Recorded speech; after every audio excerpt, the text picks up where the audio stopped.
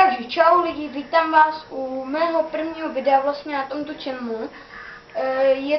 Toto první video je vlastně taky challenge na sifon, citronku, červené víno a pomerančový syrup. No, takže namícháme to. Máme tady takové veliké kališky, ale nemohli jsme to dát. No, to sklenky na aerobé. Takže první dáme sifon. Citronku. Sifon.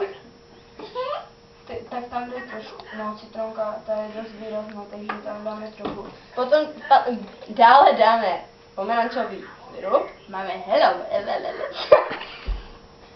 Takže nalejeme ho. Stačí. Stačí. Aha. No takže tady aj nalejem. Potom dáme sifon. Tam mě nenaleje. Nezaslouží si. A potom dáme víno. No a dám to pít na ex.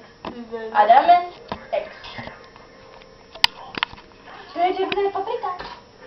No tak ukážu na kameru, jak je to červené. Potom to promícháme. A ukážeme, jak je to červené. Takhle krásně. Wow. Tak a teď to dáme na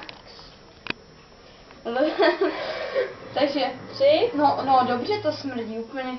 No, ovlnělo to celou kuchyni. No. Takže 3, 2, 1, teď.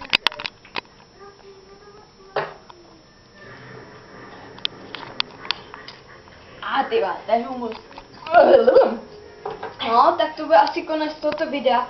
Jestli chcete další challenge, tak dávejte lajky. Jestli se vám toto video nelíbilo, no tak dejte dislike, no. Já se nezblázním. A jestli mě chcete podpořit, tak dejte i odběr, no.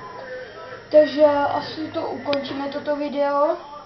A je nám dobře špatně. To jo, no. A příště bude další. No, musíme nějaké vymyslet, nevím, nějakou slivku, když se nám vypadá. No, takže asi to ukončíme, tak čau!